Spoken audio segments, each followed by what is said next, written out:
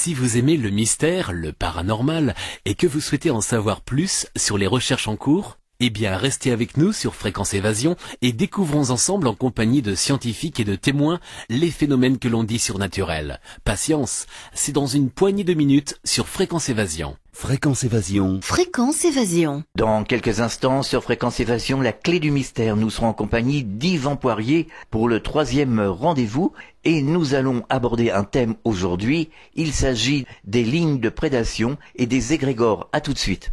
De Menton à Toulouse, Radio Fréquence Évasion, le soleil du Grand Sud. Fréquence Évasion vous informe sur votre région. Que se passe-t-il près de chez vous? Pour le savoir, cliquez sur Région et Office de tourisme. Bon séjour dans le Sud. Venez visiter le site Fréquence Évasion, www.fréquenceévasion.com.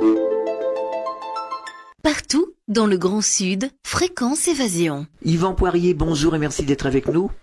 Bonjour, monsieur Alain, ça va très bien. Et vous-même? Très très bien, comme d'habitude. Oui, merveilleux. Pour moi, c'est de la musique à mes oreilles, c'est surtout de la lumière à mon cœur. Ah, c'est Quand gentil. j'entends les gens qui sont comme vous, dans une forme splendide, mais aussi dans un cœur ouvert, c'est ce que j'entends de vous. Ah, bien sûr, il faut toujours être ouvert. Alors nous allons aborder les lignes de prédation et les égrégores. Tout d'abord, qu'est-ce qu'un égrégore? Et que sont les lignes de prédation pour les auditeurs qui découvrent notre émission? Évidemment que dans un premier temps, comme vous me demandez, c'est de parler des égrégores. Oui. Je vais vous faire, si vous me permettez, un bref historique du phénomène égrégorien, qui n'a rien à voir au chant grégorien en passant. On parle d'égrégore en passant, je vais seulement que nuancer le mot. D'accord? Oui. Donc, historiquement, le mot égrégore signifie forme pensée. Le mot égrégore a été mis à l'index par la religion catholique romaine au Concile de Trente en 1545. Je ne sais pas si vous saviez ça. Non. La religion catholique, à ce moment-là, avait décidé de le retirer, évidemment, des textes, pour des questions de principe et de rudiments qui étaient non conformes aux croyances ainsi qu'aux doctrines qui avaient été instituées par le catholicisme de l'époque. Voyez-vous, ça permet justement de comprendre pourquoi que la religion ne voulait pas dévoiler ce terme, ce mot, peu importe, là, à cause évidemment d'une mésentente entre certaines sommités religieuses du temps, notamment la religion protestante, ainsi que certains évêques, ainsi que certains apostolats, qui n'étaient pas d'accord au niveau des principes relatifs à la réincarnation. Pourquoi? Parce que ce mot ne représentait rien, dans le sens qu'on n'était pas en mesure de l'expliquer, puisque ça faisait partie de l'invisible. Le mot égrégore porte particulièrement, évidemment, à confusion face à l'interprétation qu'on disait de Dieu, par exemple.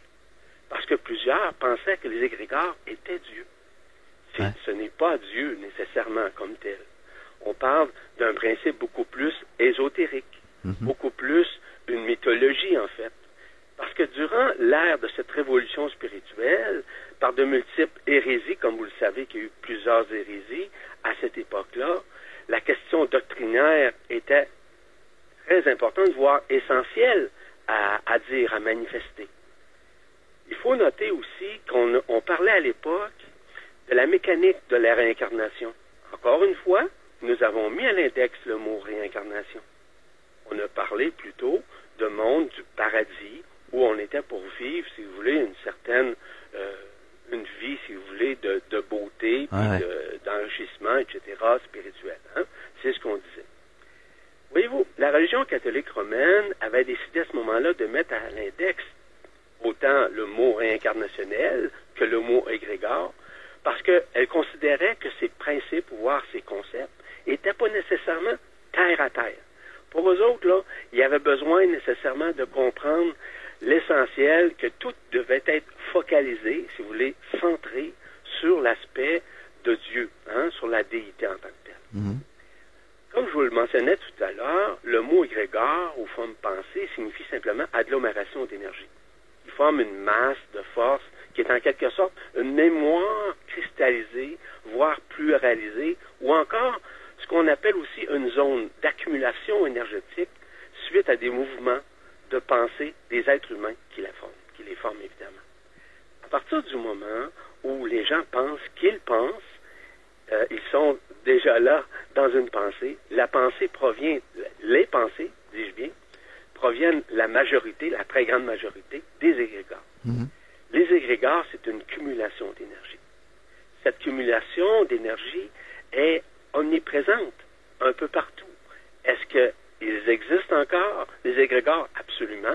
Ces autres actuellement qui empêchent justement la réunification, mais empêchent dans le sens qui nuit à la pondération des énergies qui sont émanées et qui empêchent nécessairement à ce que l'être humain soit libre dans sa forme pensée à lui-même, ainsi dans ce qu'il est dans son centre intérieur, si vous voulez, dans son intériorité.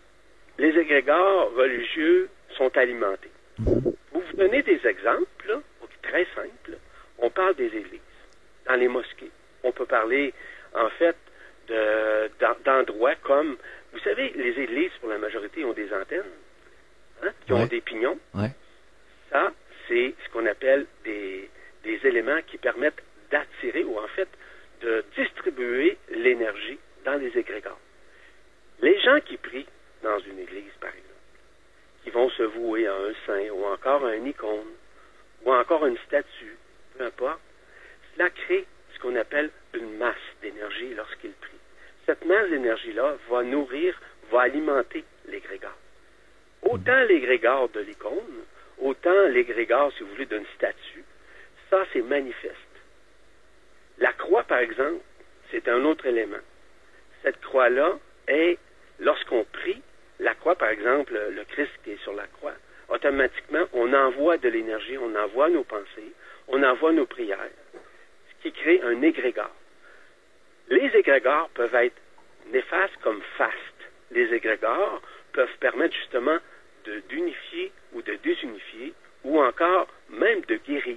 Je vous donne un exemple très simple. Nous avons un endroit, comme vous en avez beaucoup d'endroits dans vos régions, évidemment. Ici, on appelle ça Sainte-Anne-de-Beaupré. À Sainte-Anne-de-Beaupré, il y a eu énormément, au cours des dernières années, en fait, je pourrais dire le dernier 100 ans, énormément, si vous voulez, de gens qui ont pu guérir, ce qu'ils appellent des miracles en tant que tels. Les gens qui étaient ouverts d'esprit, les gens qui étaient ouverts du cœur, se sont permis nécessairement de guérir en priant, en manifestant avec leur cœur, avec leur humilité, ce qu'ils ont pu récupérer des égrégores qui avaient été, on pourrait dire, priés. On a cumulé cette énergie des égrégores et on a fait en sorte que ces égrégores permettent aussi d'être nourris, mais aussi d'aider des gens dans une certaine mesure. Il y a des égrégores nécessairement qui sont, on pourrait dire, négatifs, ou dans le sens qu'ils peuvent succuber votre énergie.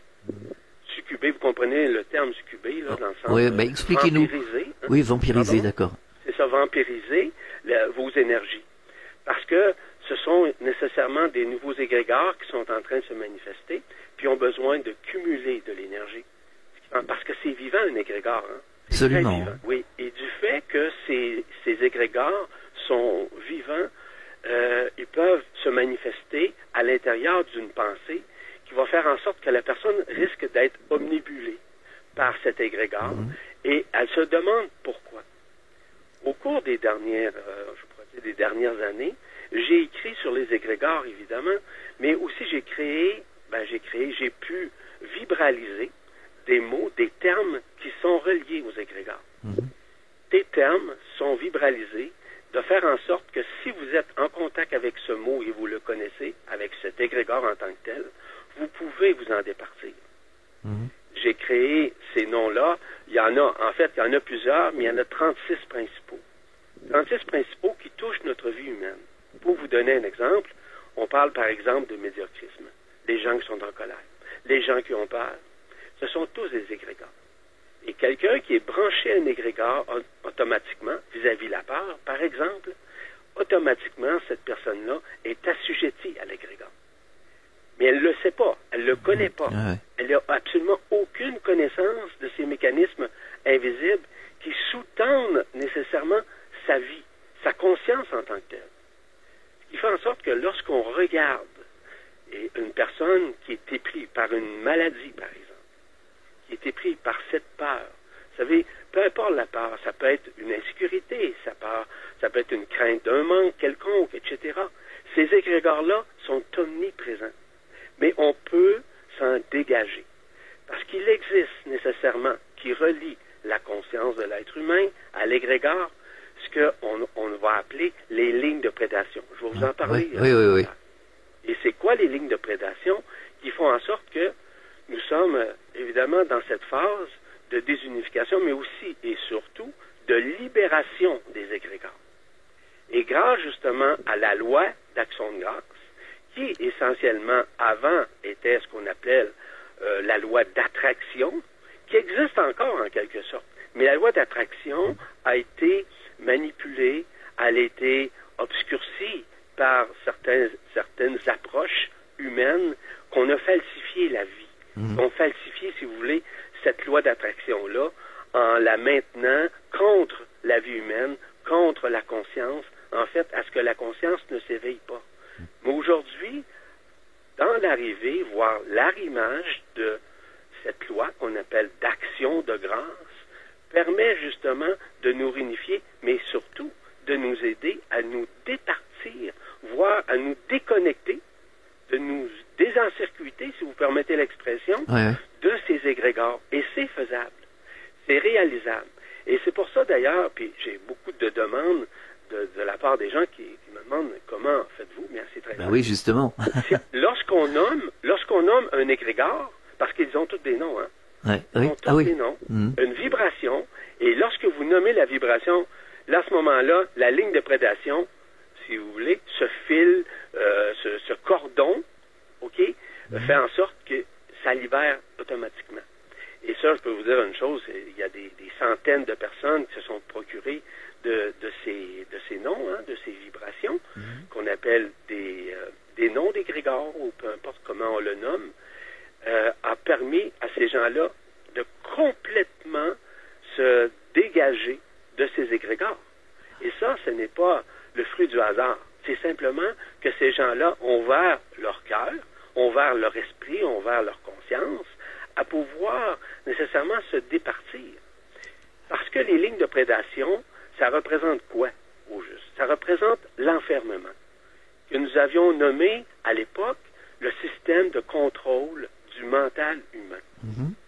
On se demande pourquoi qu'on est à contrôler. Bah oui, justement, pourquoi? Justement, à ces lignes de prédation.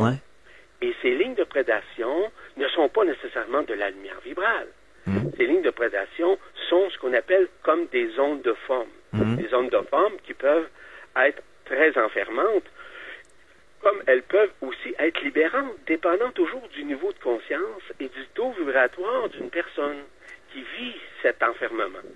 L'enfermement, c'est toujours relatif à la conscience. Je suppose qu'il y a une technique justement pour se libérer de tous ces égrégores qui sont néfastes. Certainement, c'est un peu ce que je vous disais tout à l'heure. Concrètement, comment on fait? C'est très simple. La première des choses pour la libération d'un égrégore, il faut nécessairement être... Bon, écoutez, je ne vous expliquerai pas toute la mécanique parce que ça serait très très long, toute la mécanique de fonctionnement. J'ai écrit là-dessus, et c'est disponible si les gens veulent aller sur la presse galactique et pouvoir le lire, c'est disponible. Mais simplement pour vous dire, pas parce que je veux m'en débarrasser, c'est simplement que ça serait très long d'expliquer ça. Je passerais 3 heures avec vous, tous les détails, tous les tenants et aboutissants de tout ça. Donc, mais pour vous donner un exemple, par contre, de ce système de libération, c'est au départ d'ouvrir son cœur et de pouvoir interpeller le nom de l'égrégore. Mais il faut les connaître. Donc, c'est pour ça que moi, je l'offre aux gens, si les gens veulent se le procurer, ils peuvent nécessairement avoir cette liste-là, de ces égrégores. Et à partir du moment où ils appellent l'égrégore selon, entre guillemets, un certain protocole de demande, je peux vous assurer que ça fonctionne. Ça fonctionne très, très bien. Je pourrais vous donner un exemple d'un égrégore. Mettons là que vous vous sentez médiocre dans la vie. Médiocre, ça veut dire que autant vous pourriez vous sentir parfois supérieur dans certains moments, autant dans d'autres moments vous vous sentez inférieur. Vous comprenez? On appelle ça le médiocrisme. OK? Il y a un nom à ça. OK? Le nom là, de l'entité, c'est Shanoban. À partir du moment où vous appelez le nom nom Shinoban, la vibration fait en sorte que vous vous libérez de la ligne de prédation. Je vous rappelle que la ligne de prédation, c'est quoi au juste? La ligne de prédation, c'est un cordon qui vous relie, qui relie votre conscience à cet égrégore. La vibration que vous amenez lorsque vous interpellez l'entité, on appelle l'égrégore évidemment, la vibration va faire vibrer ce cordon, cette ligne, peu importe comment on l'appelle, il va se déconnecter de l'égrégore. Est-ce que l'égrégore quitte? Non. L'égrégore demeure, mais il est déconnecté de votre conscience. D'accord, oui, tout à fait. C'est tout simple, c'est aussi simple que ça. Et ça, là, ce sont des liens multidimensionnels qui permettent justement de nous libérer. Ça fait partie encore de ce processus de libération dans lequel nous sommes actuellement afin de faire en sorte de nous libérer des anciennes formes, de nous libérer de l'assujettissement ou du conditionnement qui maintenait notre conscience endormie.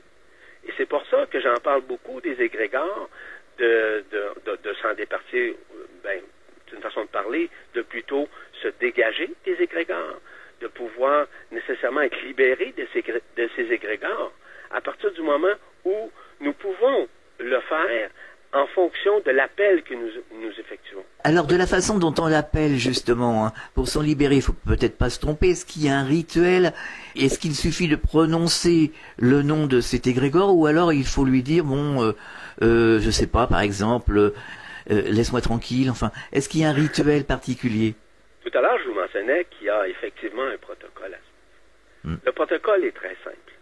Premièrement, si on est capable de rentrer à l'intérieur de soi, c'est-à-dire de pouvoir méditer, de pouvoir se connecter à soi-même, de pouvoir être bien, être libre, d'être seul, de pouvoir le faire directement avec l'égrégore. Donc, vous interpellez l'égrégore à partir du moment où vous êtes bien avec vous-même. Si, par exemple, vous êtes dans une peur d'appeler l'égrégore, il serait peut-être préférable que vous passiez à un autre type d'égrégore pour vous en départir avant. Parce que les gens qui se sentent médiocres, je reviens là-dessus. Le médiocrisme, là, c'est probablement des éléments qui nous empêchent nécessairement de prendre notre place, d'être en confiance avec soi-même. Et il faut nécessairement être en confiance avec soi-même. Donc, peut-être que le premier égrégore à interpeller, d'une façon simple, évidemment, il n'y a pas de cri, il n'y a pas de ça, là. Vous interpellez Shinoban, et je vous garantis que Shinoban va, c'est-à-dire la ligne de prédation, la ligne de résonance qui maintient l'égrégore à votre conscience, va quitter, va se dissoudre en quelque sorte. Vous me suivez? Oui, tout à fait. Donc, c'est très, très simple. Toutes les choses qui sont compliquées, avec des rituels, des choses comme ça devient complexe. Oui. Donc, il faut que ça soit simple. Il faut que la personne soit dans son cœur. Et vous comprenez quand je vous dis être dans son cœur? Oui, tout à fait. C'est être présent, c'est être dans le moment présent, dans l'ici maintenant. C'est ça que ça veut dire. Et les gens doivent conscientiser cet aspect-là avant d'amorcer. Évidemment que j'ai créé ce qu'on appelle un protocole. Ce n'est pas un rituel. C'est un protocole pour comprendre la mécanique, pour être bien avec soi-même dans un premier temps. Si vous êtes excité, vous êtes énervé, puis vous êtes en colère, essayez pas d'appeler un égrégore. Vous allez l'amplifier. Donc, il faut il est nécessaire même que vous soyez bien avec vous-même et en vous-même lorsque vous allez faire l'exercice de libération. Si vous êtes dans un état émotif, oubliez ça. Ça ne fonctionnera pas. C'est évident. C'est ça le protocole. Si vous êtes dans un état discursif et votre mental est omniprésent et qui par exemple, il est excité, il est énervé, puis il veut connaître, puis il veut que ça change, c'est évident que ça ne fonctionnera pas. C'est fondamental à ce que tout se fasse de façon concomitante avec l'état d'esprit ainsi que l'état d'âme et j'ajoute à ça l'état du corps, qu'il soit capable et de le faire en souplesse, qu'il soit capable de le faire dans un état où il n'est plus en dissonance cognitive, où le mental n'est plus... En fait, c'est de taire le mental. Mais comment taire le mental? On peut le faire par une prière, on peut le faire par exemple par un mantra. C'est possible. Il y a d'autres mécanismes aussi qui sous-tendent tout ça. Parce que les lignes de prédation, ce sont des cordons. Je vous le répète. Des cordons, des filaments, peu importe le terme. Là. Ces cordons-là sont amplifiés de plus en plus que l'égrégore est gros ou grand, de plus en plus que cette corde ou cette ligne de prédation est puissante. Donc, l'appel peut se faire systématiquement à l'intérieur de la personne à partir du moment où il a ouvert son cœur, parce que l'ouverture du cœur, c'est le fait de ne plus croire en quoi que ce soit, croire en soi, là. Je veux dire, croire à l'extérieur. Les croyances, vous savez, les fausses croyances. Vraiment, hein, les religions, ce sont encore des fausses croyances. Oui, tout à fait. Donc, le fait de se départir graduellement de nos croyances, c'est-à-dire de l'ancien, d'une religion, d'une pensée collective ou de ces choses-là, ou même d'une philosophie, fait en sorte qu'à un moment donné, on se retrouve unicitaire, c'est-à-dire unis à nous-mêmes, et ce que nous allons faire comme technique, ce que nous allons faire comme exercice de libération, va nous aider énormément à nous révéler à nous-mêmes. J'ai des gens, je pourrais vous nommer, écoutez, sans nommer les noms des personnes, là, une quantité de personnes, je ne les ai pas nombrées encore, et qui se sont départies nécessairement des lignes de prédation vis-à-vis la relation qu'ils avaient avec les égrégores, et ça s'est fait d'une façon, ça s'est fait dans une fraction de seconde. Ils ont senti la ligne de prédation se libérer d'eux. Ils l'ont senti, ils l'ont vibré, ils l'ont même entendu dans leur tête, un peu comme un circuit, si vous voulez, ou un court-circuit qui éclate. Oui, tout à fait. Ce n'est pas le fruit du hasard, ces choses-là.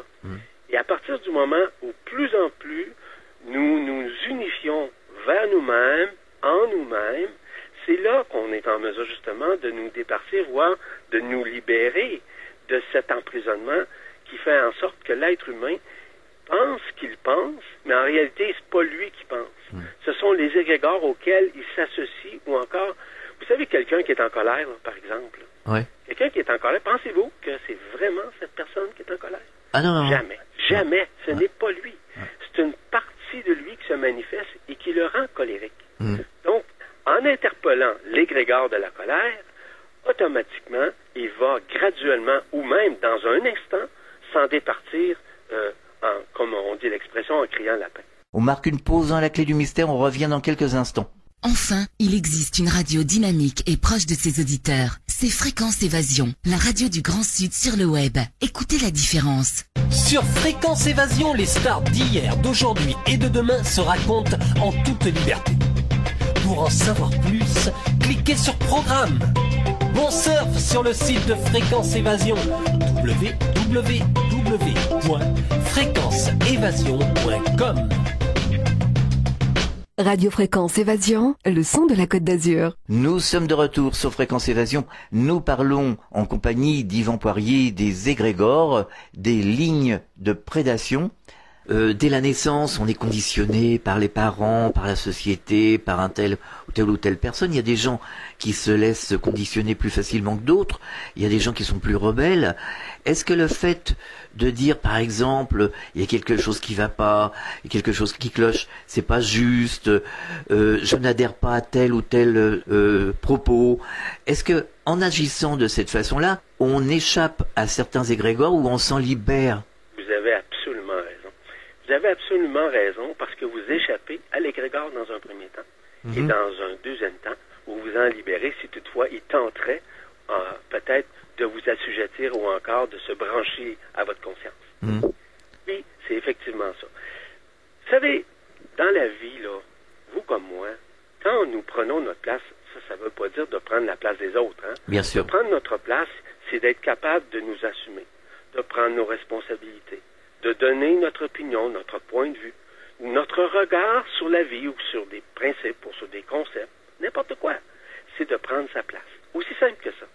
À partir du moment où quelqu'un prend sa place, il est définitif que cette personne-là va avoir beaucoup moins de difficultés à être épris, si vous me permettez l'expression, ou encore conditionné par un égrégore. Parce qu'il a décidé de prendre sa place. De faire en sorte qu'en prenant cette place-là, dans lui, hein, c'est la personne qui s'unifie, qui est capable. Je ne parle pas d'une personne qui se prend pour une autre personne. Je parle d'une personne qui a suffisamment d'amour pour lui, suffisamment d'humilité et de simplicité pour prendre sa place sans l'imposer aux autres. Je peux vous assurer d'une chose, qu'il n'y a aucun égrégore qui va s'associer à cette personne. Oui, tout à fait. Je me souviens, personnellement, j'ai été confiné justement par un égrégore à un moment donné, qui était justement celui dont je vous ai parlé tout à l'heure, le médiocrisme. Ça m'est arrivé. Je vais vous donner un exemple très, très concret. Dans début des années 90, je m'en vais donner une conférence sur l'ego, sur la personnalité, sur le mental. Ça va? OK? Oui. Et ça fait longtemps de ça, là, ça fait plusieurs années. Et lorsque je me pointe, je suis prêt, je veux dire, psychologiquement. Quand je viens pour commencer, pour amorcer, un blanc de mémoire total. Total. Là, je me demandais ce que c'était, mais je connaissais déjà les mécanismes qui sous-tendent les égrégores. Automatiquement, j'ai ressenti la vibration de cet égrégore qui venait de venir m'assujettir, me conditionner, venir omnibuler ma conscience. Je l'ai interpellé et automatiquement, ça a pris quelques instants et l'égrégore m'a quitté. C'est-à-dire la ligne de prétation, c'est totalement déchiré ou, si vous voulez, coupé de ma conscience. C'est comme ça que ça fonctionne. Mais il s'agit d'être conscient. Et les gens qui font appel justement à ces noms d'égrégores réalisent par eux-mêmes que tout se fait à partir du moment où tu es bien avec toi-même. Il est fondamental d'être bien avec soi-même. Et tout à l'heure, ce que vous mentionnez, par rapport au fait que quelqu'un qui n'aime pas telle chose, ou encore qui donne son opinion sur quelque chose, par exemple, peu importe le point de vue, peut arriver justement à prendre sa place, mais d'aucune façon, il va être assujetti ou encore conditionné par une ligne de prédation et par un égrégore. Jamais ça va arriver. Mais toute notre vie, on a été conditionné par la peur. La peur, c'est le plus gros égrégore qui existe. Il n'y a pas de plus gros égrégore que la peur. On répand la peur partout aujourd'hui, hein? Oui.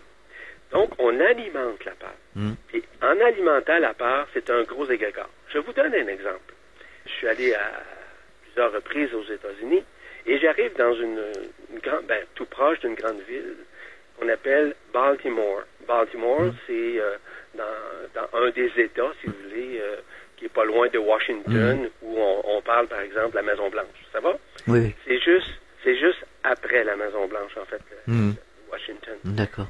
Et quand je suis arrivé au niveau de la ville, on était en soirée, j'ai vu l'égrégore de la ville. Mais il y a tellement d'événements circonstanciels, négatifs, qui se sont passés dans cette ville de Baltimore, qui a fait en sorte que j'ai pu voir l'égrégore auquel les gens étaient associés. L'égrégore de la ville. Parce que, je vous donne un exemple d'égrégore. Les drapeaux sont des égrégores. Oui. Les religions sont des égrégores. Par exemple, la politique, c'est d'autres égrégores. Ah oui. Voyez-vous, quand, par exemple, vous êtes partisan d'une équipe, par exemple, une équipe de foot, vous êtes partisan d'une équipe de hockey, peu importe, là, ce sont des égrégores. On peut être détaché de l'égrégore, on peut être partisan, mais non pas assujetti à l'égrégore. Ah oui, tout à fait. Ou vous êtes toujours, par exemple, dans le fait d'être en colère ou de critiquer ou de chialer après l'arbitrage. Voyez-vous, vous vous associez à l'égrégore et vous nourrissez l'égrégore. Donc, tout ce qui existe comme tel, forme pensée, concept, réunion, par exemple, je vous donne un exemple. Lorsqu'on fait des événements de commémoration. Hein? C'est ça. Bon, c'est alimenter les égrégores. Quand, par exemple, on rappelle que des gens ont été tués à tel endroit, à tel moment, durant une guerre, quoi que ce soit, on ramène et on amplifie l'égrégore. C'est aussi simple que ça, là. Donc, les gens sont encore conditionnés par cet événement, par cette histoire qui renforce les égrégores, qui amplifie les égrégores, qui font en sorte que ces égrégores-là sont maintenus. Mais si la personne, par exemple, moi, si je vais aller à un événement circonstanciel, et pensez-vous que je vais être assujetti à l'égrégore? Non. Non, pas du tout. Je suis capable d'observer que l'égrégore est présent, mais je ne serai jamais assujetti à sa ligne de prédation qui va venir se connecter tout à fait. à l'émotion de l'égrégore. Oui. Parce que chaque personne qui vont vivre l'émotion durant l'événement dont je viens de vous parler, par exemple, ben, automatiquement, vous alimentez l'égrégore. Et c'est pour ça on ne peut plus important de réaliser qu'à chaque fois que nous avons des formes pensées vis-à-vis le passé, vis-à-vis aussi, par exemple, les projections dans l'avenir, il faut faire attention à tout ça. Parce que chaque pensée que nous avons se propulse à l'intérieur de certains hologrammes à l'intérieur de nous. Les hologrammes, c'est que nous avons dispersé à travers nos vies. Je ne parle pas de notre vie antérieure dans cette vie, dans ce monde ici. Oui. Je parle dans des vies, ce qu'on appelle d'autres plans de vie dans d'autres dimensions. C'est ça dont je vais vous parler. Automatiquement, ces formes pensées-là se manifestent holographiquement, directement dans ces mondes. Donc, si vous avez une pensée positive ou vous avez une pensée négative, quelle qu'elle soit, automatiquement, on dirige cette pensée-là vers ces lieux, qui va alimenter, je parle de ces lieux-là où on a laissé des hologrammes. Les hologrammes, en l'occurrence, c'est ce qu'on appelle des doubles de nous-mêmes que nous avons laissés lorsque nous avons visité ou expérimenté dans ces endroits dans notre vie systémique. Notre vie systémique, c'est pas notre vie actuelle. Notre vie dans la lumière, je parle. Okay? Autant si vous allez, par exemple, dans un monde de densité unifiée ou dans une dimension supérieure, automatiquement, ces énergies-là suivent. Donc, c'est pour ça qu'on dit souvent aux gens de faire attention dans ce qu'ils pensent et à quoi ils pensent et de la façon qu'ils le pensent. Quelqu'un qui juge, par exemple, souvent c'est une partie de cette personne-là qui juge. Il juge les autres en fonction de ce qu'il est en réalité. Donc, il projette cela. Mais il projette également vis-à-vis une personne, mais il projette également aussi, au même titre, dans ces hologrammes qui font partie de sa vie systémique. Voyez-vous? C'est très large le spectre des égrégores. C'est très, très large. Ce qui fait en sorte que la personne, pour se libérer, doit d'aucune façon juger ou condamner quoi que ce soit ou parler contre les autres. Il doit faire en sorte d'être capable de regarder, de donner son point de vue. Oui, c'est correct, mais ça ne veut pas dire de condamner. Ah oui, tout à fait. Juger, c'est condamner, hein. Absolument. Voilà. Absolument. Donc, voyez-vous, c'est très large. Parce que les égrégores sont la manifestation même qui empêche l'être humain d'être bien avec lui-même, d'être libre. Juger, c'est condamner, mais ça ne veut pas dire que le fait de vouloir juger, on peut très bien dire je n'adhère pas, tout simplement. Absolument. Je vous donne un exemple. Quand on juge quelqu'un, par exemple, peu importe ce qu'il a fait, de bon, de mauvais, peu importe, on le juge, on apporte un point de vue, mais aussi, parce que le point de vue peut être un jugement aussi. Un regard peut être un jugement. Une opinion peut être un jugement aussi. C'est très relatif, ça, encore. Qui juge en réalité? C'est toujours la personnalité, le mental ou l'ego. En fonction de quoi? En fonction de ses connaissances, en fonction de ses principes à lui, en fonction de sa réalité. Lui juge que c'est comme ça, puis l'autre personne qui, par exemple, qui est jugée en tant que telle, lui ne voit pas de la même façon que l'autre. Donc, vous savez, celui qui juge ment. Donc, c'est un mensonge. Parce que si on connaissait vraiment la vibration d'une personne, je ne parle pas de son ego, de sa personnalité, de son mental. Je parle de la vibration du cœur d'une personne. Jamais on jugerait quiconque. Et encore moins, on condamnerait jamais qui que ce soit ou quoi que ce soit, peu importe ce qui pourrait arriver dans la vie. Mais quelque part, ça nous ramène à l'éducation, ça. Oui, absolument. Moi, c'est une chose que je retiens de mes parents. Mes parents que j'aime beaucoup, qui sont décédés, là, mais que j'aime beaucoup, je les aime encore, parce qu'évidemment, je sais qu'ils sont présents dans mon cœur. Oui, bien sûr. La première des choses qu'ils nous ont dit, qu'ils nous ont enseigné, nous étions 6 enfants chez nous, c'est ne jugez jamais au niveau des apparences. Essayez toujours de connaître les deux versions, les deux côtés de la médaille. Ne jugez jamais en fonction de ce que quiconque peut dire envers quelqu'un. Ça, ce sont des fondements, ce sont des enseignements fondamentaux qui nous ont permis d'être éduqués, non pas dans le jugement, mais surtout dans le regard, dans l'observation, puis de faire attention à ce que nous disons de quelqu'un, sans connaître vraiment la vérité de cette personne. Qu'est-ce qu'on connaît d'une personne? Est-ce que cette personne-là, par exemple, qui est jugée, est dans une détresse? Est-ce que cette personne-là a été battue quand elle oui, était tout à jeune? fait. Tout à fait. Vous me suivez, hein? Oui, tout à fait. Mais juste une petite parenthèse, ça nous ramène justement à Nicole Dron qui avait vécu, que je cite à chaque fois dans ses émissions, qui avait vécu une NDE. On lui a dit de l'autre côté, qu'est-ce que tu as fait pour les autres, comment as-tu aimé? Et elle a compris qu'il fallait simplement développer le bien qu'il y avait en l'individu, le potentiel. Donc, sans juger quelqu'un, on peut très bien essayer d'essayer entre guillemets de mettre la personne, d'essayer de mettre la personne dans la lumière. Vous voyez ce que je veux dire? Vous avez absolument raison. Oui. C'est ce que je pense aussi. Voilà. Essayer de l'élever, de n'importe, même si c'est pour des choses banales. Enfin, il n'y a rien de banal, je pense. Non, c'est vrai, vous avez raison. Il n'y a rien de banal. Puis, en quelque sorte, c'est que chacun fait les choses en fonction de son éducation, Tout à fait. en fonction de sa psychoéducation, en fonction de sa vie dans laquelle il a vécu, de la façon qu'on a pris pour l'éduquer, ou encore dans des moments où il a été peut-être rejeté, peut-être qu'il a été abandonné. Mais qu'est-ce qu'on connaît de cette histoire-là, nous? Ouais. Donc, pour qui on se prend pour juger ou condamner quelqu'un vis-à-vis ce qu'il est? Je vous donne un exemple. Je connais des gens qui ce qu'on appelle quasiment des tueurs notoires. Moi, je suis allé dans les prisons. Okay? Je suis allé dans les prisons pour faire du bénévolat il y a quelques années. Je parle de ça, là. Écoutez, je parle des années 70, là. Et je vais vous dire une chose, que jamais, et au grand jamais, j'ai jugé ces gens-là lorsque j'étais là, entre guillemets, comme intervenant. Je suis allé là en regardant ces êtres-là, puis ils m'ont surtout raconté leur histoire. Et si, par exemple, n'avais pas su leur histoire, j'aurais été peut-être le premier à juger leur comportement vis-à-vis soit qu'ils ont tué, soit qu'ils ont volé, soit qu'ils ont usurpé, peu importe. Et d'aucune façon je pouvais les juger parce que lorsqu'ils étaient face à moi, ils étaient ouverts pour me raconter ce qu'ils ont vécu à partir de leur petite enfance. Et à quel point et par quoi ils ont passé pour se rendre là.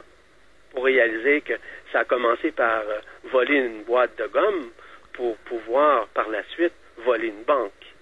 Mais il y a quelque chose qui s'est produit. Est-ce qu'il y a eu un manque d'encadrement? Est-ce qu'il y a eu un manque d'éducation? Sûrement à l'intérieur de ça. Donc, j'écoutais ces gens-là. Je ne parle pas d'une personne, je parle de plusieurs personnes. Et j'ai réalisé que ces gens-là étaient vraiment, dans une certaine mesure, pour certaines personnes évidemment, dans une très grande détresse. Dans le fait qu'ils ont été jeunes, rejetés, ont été abandonnés jeunes à leur propre, on va dire, autonomie, à quelque part. Quoique c'est pas vraiment l'autonomie, mais à quelque part, on les a laissés libres de faire ce qu'ils voulaient, quand ils voulaient. Et peu importe ce qu'ils faisaient, ce soit de voler ou de mentir, cela faisait partie justement de leur vie. Donc, pour moi, comment j'aurais pu, honnêtement, juger ces gens-là parce qu'ils m'apportaient leur vibration, m'apportaient leur honnêteté dans leur histoire, en me racontant justement ce qu'ils ont vécu. Donc, c'est pour ça que je vous dis, d'aucune façon, on peut juger quiconque pour quoi que ce soit. On ne connaît pas l'histoire de la personne. Et si on connaissait son histoire systémique, c'est-à-dire de l'autre côté de la lumière, ce serait encore plus facile de ne jamais juger. Au contraire, ce serait justement de s'émerveiller à ce qu'il a accompli dans cette vie systémique, dans ce monde de la lumière, avant de s'incarner, par exemple, dans notre monde. Encore une fois, ce sont des sujets fort intéressants à parler, à communiquer. En ces moments de grâce, nous sommes là-dedans. Nous sommes vraiment dans cette action de grâce, qui est l'action de notre vie. Aujourd'hui, de plus en plus, on se départit. En fait, je dirais plutôt que de plus en plus, on s'écarte de la voie de l'action-réaction. Donc, de la voie du karma, de la voie du libre arbitre. De plus en plus, on se départit de ça pour pouvoir se connecter à soi-même et de pouvoir s'unifier à soi-même. Mais pourquoi on ne le fait pas toujours? C'est parce qu'on est encore attaché à ces lignes de prédation qui nécessairement ces égrégores. Parce que nous sommes liés encore à la peur, mais surtout au doute. Nous doutons beaucoup. On en revient à cette fameuse phrase, il faut penser par soi-même. Exactement. La pensée par soi-même, c'est une pensée qui est beaucoup plus créative, on va dire, mais c'est une pensée qui est beaucoup plus multidimensionnelle, c'est-à-dire qu'elle se manifeste d'une façon multidimensionnelle. Si vous jugez quelqu'un, vous vous jugez vous-même, premièrement, et en plus, vous jugez aussi vos hologrammes, vos doubles dans d'autres vies. Donc, à quelque part, c'est que vous avez vécu aussi ces éléments-là en dedans de vous. Donc, vous amplifiez nécessairement négativement ce que vous avez fait ou vous avez nécessairement accompli dans d'autres vies. Et c'est pour ça que de plus en plus, on doit se réunifier en nous-mêmes, pour nous-mêmes. Ce n'est pas de l'égocentrisme, ça. Non. C'est du luminocentrisme. Ouais. C'est d'être suffisamment en lumière en dedans de nous pour pouvoir nous réunifier en nous-mêmes, pour nous-mêmes. Et surtout, d'en prendre conscience de ça. À chaque fois qu'on utilise... pour vous donner un exemple, là, si on dit à quelqu'un, là, tu es une pétasse, ou tu dis à quelqu'un que c'est un fou, c'est une folle, ou quoi que ce soit, savez-vous une chose, que ça fait très mal? Ça fait très mal à cette personne-là. Bien sûr. Est-ce qu'on connaît vraiment cette personne-là? Pourquoi on dit ça? Est-ce qu'on peut le dire, par exemple, pour le plaisir de le dire? Même ça, faut faire attention à ce que nous disons, ce que nous spéculons ou encore nous pensons de quiconque. Et c'est ça. Et à partir du moment où nous parlons de la sorte, disons négativement, là, nous alimentons des égrégores, des pensées, des formes pensées. Parce que un égrégore, comme je vous le signalais au tout début, c'est une forme pensée. Et ces égrégores sont très, très larges. À un moment donné, les égrégores vont pouvoir éclater. Comment vont-ils éclater? C'est qu'à un moment donné, ils ont ce qu'on appelle une surdose d'énergie. Ce qui fait en sorte que ceux qui vont être dessous vont pouvoir bénéficier de cet égrégore, c'est-à-dire de l'énergie du grégor, des égrégores. C'est comme je vous disais tout à l'heure, autant un égrégore peut être passif, qu'il peut être actif, ou autant il peut être négatif, mais autant aussi qu'il peut être créatif. S'il éclate au bon moment, à la bonne place, pour la personne, elle va bénéficier d'une abondance de lumière. C'est vrai, parce qu'à l'intérieur d'un égrégore, c'est de la lumière. Ce sont des formes pensées. Voyez-vous, vous me suivez? Oui. Alors, justement, on peut créer des égrégores positifs. Oui, vous pouvez créer des égrégores positifs en pensant positivement, en faisant en sorte que, pas de vouloir sauver le monde, c'est pas dans Non. C'est simplement d'avoir cette intelligence de l'esprit dans un lâcher-prise pour émaner une pensée. Ce dont on parle aujourd'hui, entre vous et moi, pensez-vous que c'est négatif? Ah non, c'est très très positif. Pas du tout, hein? Pas du tout. On émane une énergie, une fréquence, une onde d'énergie qui s'exprime et qui va permettre sûrement à certains auditeurs de pouvoir comprendre un tant soit peu ce que peut représenter un égrégore et comment on peut arriver à penser. La pensée est multidimensionnelle. La pensée peut se manifester à la fois dans plusieurs dimensions, dépendant toujours de notre conscience, dépendant toujours de la façon dont on le dit. Ce n'est plus un jeu d'orgueil, ce n'est pas un jeu d'ego non plus, hein, de penser positivement, d'envoyer des pensées à quelqu'un. Vous savez, dernièrement, une de mes amies, justement, de la France, qui m'a écrit, me dire qu'il y a un de ses très grands amis qui est très malade et qu'elle a envoyé un courriel, un mail à tout le monde pour demander au moins d'avoir une pensée. Voyez-vous? Une pensée. Cette pensée-là, que moi j'ai transmise en lui confirmant que oui, ma pensée était là pour cette personne-là, elle m'a écrit 3 jours plus tard pour me dire que la personne était guérie. C'est pas moi qui l'ai guérie, c'est pas ça que je vous dis. Je vous dis que l'ensemble de l'œuvre qu'elle a demandé à tout le monde, fait en sorte, par une pensée positive, créative, multidimensionnelle, a manifesté une énergie, une puissante énergie, pour aider la personne à guérir. Voyez-vous? Oui, tout à fait. On parle de positivisme, mais pas dans le sens positivisme Moi, je pense positif. C'est pas dans ce sens-là. Là. Je parle dans l'essence du cœur. Oui, tout à fait. C'est dans cet élément-là que j'amène les gens. Dans l'intention que vous portez vis-à-vis une pensée qui est créative, une pensée qui est multidimensionnelle. C'est dans ce sens-là. On marque une pause dans la clé du mystère, on revient dans quelques instants. Fréquence Évasion, la radio qui fait parler les gens du Sud. Fréquence Évasion. Fréquence Évasion. La météo en France dans notre grand sud. Quel temps fait-il en Midi-Pyrénées, Languedoc-Roussillon et Provence-Alpes-Côte d'Azur? Pour le savoir, cliquez sur Météo. Chaque jour, Fréquence Évasion vous offre la météo grâce à Météo France. Fréquence Évasion, c'est la chaleur provençale, une vraie bouffée d'oxygène. Fréquence Évasion, le soleil du Grand Sud. Nous sommes de retour sur Fréquence Évasion pour la dernière partie de l'émission. Nous parlons en compagnie d'Yvan Poirier des égrégores, des lignes de prédation. Mais alors tout à l'heure on parlait du jugement, mais par exemple si on est entouré de, et ce qui arrive pour beaucoup d'entre nous, de gens qui sont négatifs, qu'on ne peut pas, on ne peut rien faire, je veux dire au bout d'un moment on est obligé de lâcher prise, ce n'est pas vouloir les juger que de se retirer. Ah, c'est justement ce qu'il faut faire, il faut se retirer. Ouais. De toute façon, les gens qui sont dans le jugement, généralement, si vous n'êtes pas dans le jugement, ces gens-là vont s'écarter de votre conscience. Vont s'écarter de vous graduellement. Vous n'aurez pu d'aucune façon à les rencontrer. Vous n'aurez pu d'aucune façon parce qu'ils ne font pas partie de, vous savez, de votre aura. Oui, tout à fait.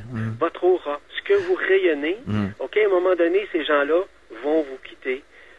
C'était seulement qu'un croisement, peut-être pour vous faire prendre conscience.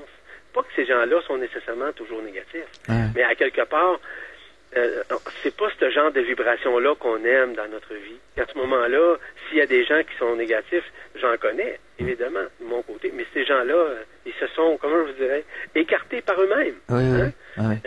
J'ai pas eu besoin de faire quoi que ce soit, parce que moi, ma pensée est beaucoup plus axée sur la multidimensionnalité que sur l'égocentrisme. Ou encore sur le jugement, parce que je peux pas juger, je peux pas me permettre de juger. Bien sûr. Oui, mais je l'ai constaté ça aussi. Alors, la planète, la Terre, a son propre égrégore. La planète avait son égrégore. Maintenant, elle est départie de son égrégore. Maintenant, la planète Terre est départie de l'égrégore dans le sens que l'égrégore auquel elle est associée était relié à quoi? Était relié à la matrice astrale. La matrice astrale a quitté. Maintenant, il y a effectivement de petits égrégores qui existent encore. Les formes pensées dont je vous ai parlé, que ce soit la peur, l'insécurité, la crainte du manque, la colère, tout ce que vous pouvez imaginer comme ce qu'on vit aujourd'hui. Le médiocrisme, etc. Écoutez, je pourrais vous en nommer plusieurs. La liste que j'ai faite, j'en ai fait 36. 36 égrégores principaux en ce qui nous concerne ici sur la Terre pour les êtres humains. En effet, Il y en a d'autres, il va de soi, il y en a des milliers d'autres.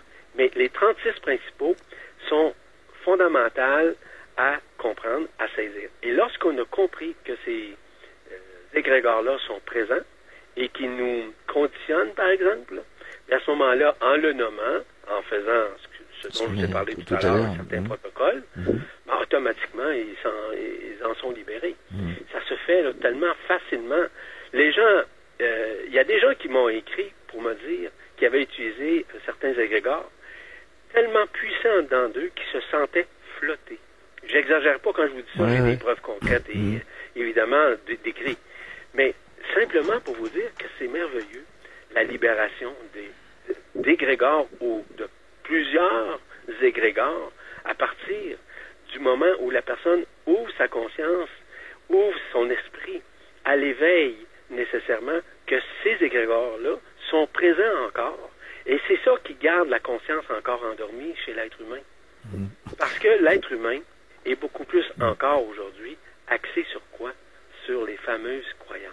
Oui, tout à fait. Ils croient énormément au passé. Ils croient énormément à leur religion.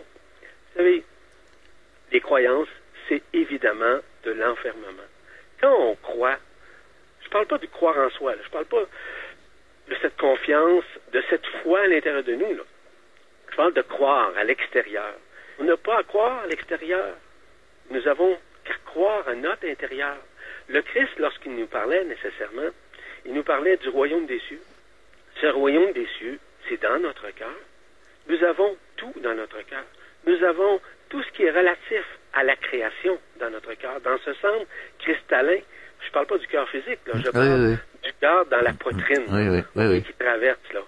C'est de ce cœur-là dont je parle. Mais j'aime me spécifier parce que je ne voudrais pas qu'on nécessairement là, qu'on tergiverse sur ce point. Simplement pour dire que les croyances qui à l'extérieur d'un concept, d'une doctrine, d'une religion ou d'une connaissance, quelle qu'elle soit, c'est du bidon. En fait, c'est de l'illusion. Tout à fait. La croyance doit être axée vers la vibration du cœur. Mais ça, c'est difficile pour l'être humain parce qu'il pense que tout se passe à l'extérieur. Mais tout ce qui se passe à l'extérieur se passe également au même titre à notre intériorité, en dedans de nous. Donc, si on a peur de l'extérieur, ça se manifeste aussi dans notre intérieur. Vous me suivez? Tout à fait. Donc, c'est comme ça fonctionne. Ça paraît parfois, si vous voulez, relatif pour chacun. Mais dans notre monde, peu importe les circonstances, peu importe les événements, lorsque on est centré sur nous-mêmes, d'aucune façon, et je le répète parce que vous me l'avez mentionné tout à l'heure, on ne peut être assujetti ou conditionné par un égrégore ou par une ligne de prédation. Jamais. Ça ne peut pas arriver. Parce qu'à ce moment-là, on a suffisamment d'amour en soi, de lumière en soi, dans le cœur, pour empêcher la connexion de cette ligne de prédation, de cet égrégore qui va venir se manifester dans notre conscience. Et ça, encore une fois, c'est une ouverture du cœur, c'est l'ouverture d'esprit. C'est vraiment au-delà des connaissances dites humaines ou même ésotériques. Parce que c'est d'au-delà de l'ésotérisme dont je vous parle. Oui, tout à fait. C'est surtout l'intériorité du cœur qui s'exprime. Le cœur, là, c'est quelque chose qui est vraiment au-delà de la connaissance humaine, parce que on connaît pas encore tout ce qui est relatif à l'intériorité. Que toute cette sanctification qui est en dedans de nous, qu'on doit apprendre à reconnaître, à se reconnaître sur un plan multidimensionnel. Je vais faire une vibra-conférence prochainement, justement, sur la reconnaissance multidimensionnelle. Et c'est de là que je parle. Je parle du cœur, de l'ouverture. Comment on peut se reconnaître de son intérieur? Parce qu'on reconnaît l'extérieur, mais on ne reconnaît pas l'intérieur. Et comment on peut arriver à reconnaître l'intérieur? Arrêtez de tout intellectualiser. Ça, là, vous venez de toucher le point. D'arrêter d'intellectualiser. D'arrêter de tergiverser. D'arrêter de poser des questions qui sont inutiles, qu'on connaît déjà la réponse, mais qu'on veut avoir une confirmation de ce dont nous connaissons déjà. Tout à fait. Arrêter de tergiverser, de rentrer dans notre luminocentrisme en dedans de nous, à ce que nous devenions davantage autonomes en dedans de nous. Tout à fait. L'autonomie, là, c'est au niveau de la conscience. Je ne parle pas de l'autonomie d'être capable de conduire son véhicule ou d'aller faire le marché. Non, on aura bien compris. L'autonomie, c'est à l'intérieur de soi. L'autonomie, c'est la faculté intérieure de se manifester par le cœur, de se manifester, de faire en sorte d'être capable de répondre à ses propres questionnements, d'être capable de s'intérioriser à chaque fois qu'une pensée vient soit nous basculer dans la peur, ou encore dans la crainte, ou encore dans l'asservissement en tant que tel. C'est d'arrêter de croire à l'extérieur. C'est ça que je vous dis depuis tout à l'heure. Ces croyances-là nous empêchent énormément. C'est discursif. Et vous avez totalement raison qu'à partir du moment où on est dans l'intellect, on est ce qu'on appelle dans l'intelligence du mental, qui est très limitée en passant. On ne peut pas avancer, mais surtout, on ne peut pas, on pourrait dire, ouvrir notre cœur, notre esprit à la lumière. Parce qu'on est trop dans notre tête. Oui. Et arrêter de rabâcher sans arrêt les mêmes choses. Oui, on pourrait dire, rabâcher, pour ne pas dire redondant. Tout à fait. Parce que pour vivre cette transformation-là, cette transmutation-là, cette transsubstantiation-là, dans ces moments de grâce aujourd'hui, on doit ouvrir notre cœur. On doit cesser de tergiverser sur des banalités, sur des choses auxquelles ça nous concerne même pas, puis on veut s'en occuper ou encore on veut s'en mêler. On doit apprendre à nous mêler de nos affaires. Déjà, on a beaucoup à faire vis-à-vis nos affaires à nous-mêmes. Pourquoi on ne le fait pas? Parce que notre vision des choses est beaucoup plus axée vers l'extérieur, vers les autres, au lieu d'être dans notre intériorité. C'est pour ça que je vous disais tout à l'heure, de pouvoir croire en soi, d'avoir cette foi intérieure. La foi, pour moi, là, ce n'est pas une connaissance, ce n'est surtout pas une croyance. La foi, c'est ce que nous sommes dans notre ADN quantique. Finalement, c'est se reconnecter à la source. Exactement. La reconnexion de la source, c'est notre propre source, parce que nous sommes également la source. Nous sommes tous et toutes une contrepartie de cette source multidimensionnelle. Tout à fait. C'est ça. Et donc, oui, tout à l'heure, par rapport à la question, justement, en ce qui a trait à l'égrégore de la Terre, oui, c'est disparu. C'est disparu parce que la matrice étant quittée, toutes les lignes de prédation qui maintenaient la Terre comme telle, ça a été déchiré. Ça a été déchiré comment? Pour vous donner un exemple, lorsqu'on parle de notre atmosphère, on va parler par exemple de la stratosphère, de l'ionosphère ou encore de la ionosphère. Ces particules-là, maintenant, sont déchirées pour accueillir la lumière qui nous adoube de sa force. Et c'est ça. C'est ça qui se passe actuellement. De déchirer ces voiles, c'est en train de se faire actuellement. C'est ce qu'on appelle la libération. Cette libération systémique qui se fait partout dans notre monde, dans notre Terre, dans notre système solaire, voire même dans notre galaxie. C'est ça qu'on vit actuellement. Justement, juste une question avant de se séparer. Yvan, est-ce que vous n'avez pas remarqué que le Soleil est vraiment blanc, mais vraiment très très blanc?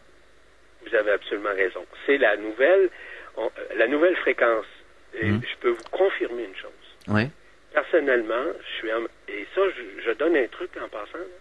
Si vous êtes capable de regarder le soleil, non pas évidemment à son lever ou à son plein potentiel, mais lorsqu'il se couche à l'ouest, là, vous allez réaliser que vous allez voir une autre onde de ce qu'on appelle un peu comme un soleil cyclique. Je vous explique c'est quoi. Oui, oui. Un soleil cyclique, c'est comme une cible. Vous savez, une cible là, qu'on connaît là, et qui a des points. Là.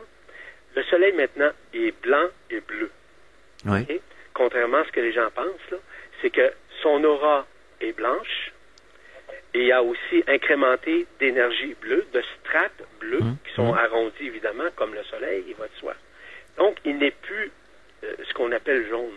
Et personnellement, justement, moi je l'ai vu il y a quelques années de ça, le soleil dans son autre dimension. Oui. Et de plus en plus, il se blanchit, si vous me permettez encore l'expression. Oui. Il est encore plus blanc, puis il va l'être encore plus. Premièrement, c'est causé par l'énergie de la lumière blanche. Dans un deuxième temps, par l'énergie bleue de la lumière. Oui. Qu'on appelle les énergies supramentales ou encore les particules adamantines. Oui. Tout ça, c'est concomitant actuellement, ce qui fait en sorte que notre Soleil est en train de se libérer aussi. Parce que vous savez, notre Soleil a été aussi conditionné à quelque part à un moment donné. Oui. Et le Soleil, qu'est-ce qui habite le Soleil? C'est notre corps d'être-té. Notre corps d'être-té, c'est notre corps d'éternité. Il habite le Soleil. Savez-vous qui est le gardien du Soleil? C'est Christ Michael. Christ Michael, c'est lui le gardien du Soleil. C'est lui ce qu'on appelle le Logos solaire. Il est également le gardien de notre corps d'être-té. Et lorsque nous serons nécessairement en paix avec nous-mêmes et refusionnés, on pourra retrouver ce corps d'éternité qui va nous permettre enfin d'ascensionner. Oui. Alors, une chose que j'ai remarquée depuis quelque temps, mais qui a l'air de s'accentuer, c'est que le soleil est vraiment blanc, et alors on n'a plus la même luminosité. Je peux pas définir, c'est plus comme avant, c'est-à-dire que on a l'impression que c'est blanc, c'est comme si on avait mis un filtre. Oui, vous avez raison. Vous vous souvenez au tout début, je sais pas si c'était lors de notre entrevue, je vous ai dit qu'actuellement, on est en train de sacraliser la Terre. Oui. Sacraliser la Terre, ça veut dire mettre de la lumière dans la Terre. Par quoi? Par les 4 éléments dont je vous ai parlé tout à l'heure, qui sont reliés à quoi? À l'air, à l'eau, au feu et à la terre, qu'on appelle les Hayat HaKodesh. Ces 4 feux, qui sont des vortex multidimensionnels, sont en train de purifier la Terre, tout en nous purifiant également. D'accord. Et c'est pour ça que cette Terre est en train d'être spiritualisée, dans le sens sacralisée, où il y a plus de lumière. Cette Terre-là, c'est une terre de feu. C'est un joyau. Mais les gens ne connaissent pas la Terre. Ils pensent que c'est une terre, mais la terre, c'est elle qui nous nourrit, c'est elle qui nous donne à manger, c'est elle qui nous fournit ce dont nous avons besoin pour vivre concrètement, vous êtes d'accord? Oui, tout à fait. Donc, c'est ça. Et cette Terre-là est multidimensionnelle, contrairement à ce que les gens pensent. Ouais. Cette Terre-là, ce joyau multidimensionnel, va vivre également l'ascension comme nous. Si nous vivons l'ascension, la Terre aussi va le vivre. Oui. C'est elle, en fait, qui est un peu comme notre porte-étendard dans le système solaire, dans notre galaxie, qui va nous permettre de vivre cette ascension à un moment donné. On en fait partie. Hein. Yvan, est-ce qu'il y a une actualité particulière à la presse galactique? Oui, il y a beaucoup d'activités, parce que de plus en plus, on a de nouveaux, en passant, de nouveaux chroniqueurs qui se sont greffés, si vous voulez, à notre équipe. Ce qui fait en sorte qu'ils amènent de nouvelles dimensions, de nouvelles façons. Et ce que nous faisons le plus actuellement à la presse galactique, c'est des vibra-conférences qu'on appelle. Oui. Ce sont ce qu'on appelle des hangouts, qui font en sorte que les gens peuvent, par exemple, nous écrire, mais aussi peuvent se connecter une fois, par exemple, par 2 semaines, 3 semaines, et ça coûte absolument rien, c'est gratuit. Ils peuvent, par exemple, écouter une conférence que je donne, exemple, et aussi, par la suite, je réponds à peu près à 1 heure de questions. Oui. Ça, là, c'est totalement gratuit à la presse galactique. Et on invite les gens, s'ils veulent se joindre à nous, lorsqu'on fait nos hangouts, ils ont seulement qu'à aller sur la presse galactique et de pouvoir constater par eux-mêmes toutes les activités qui sont concomitantes, justement, à cette arrivée de la lumière, à cet arrimage de la lumière, qui va faire en sorte que nous sommes dans une phase de libération globale et qui va faire en sorte de nous libérer en vue de cette ascension prochaine. D'accord. Et c'est pour ça qu'on fait ces activités-là. La presse galactique, c'est un large éventail, si vous voulez, de conférenciers, de chroniqueurs, d'enseignants, d'êtres de lumière qui se manifestent à travers, justement, la presse galactique et qui fait son œuvre de façon très... D'accord. Yvan Poirier, merci d'avoir participé à cette émission, la dernière de la saison. On se retrouve à la rentrée, bien entendu. Alors, bonne continuation et beaucoup de lumière, en tout cas. Merci infiniment pour vos lumières et merci beaucoup. Mais moi aussi, je tiens à vous remercier infiniment pour votre patience et aussi pour votre ouverture d'esprit. Merci. Lors de nos conversations, que je trouve extraordinaires d'ailleurs, et que les gens à la presse galactique aussi apprécient au plus haut point. Sur ce, merci infiniment et je salue tout le monde tout en vous embrasant aussi de cette lumière de ma présence à votre présence. Et on se retrouve à la rentrée et bonnes vacances à tous. Excellent. Bonnes vacances à tout le monde. Fréquence Évasion.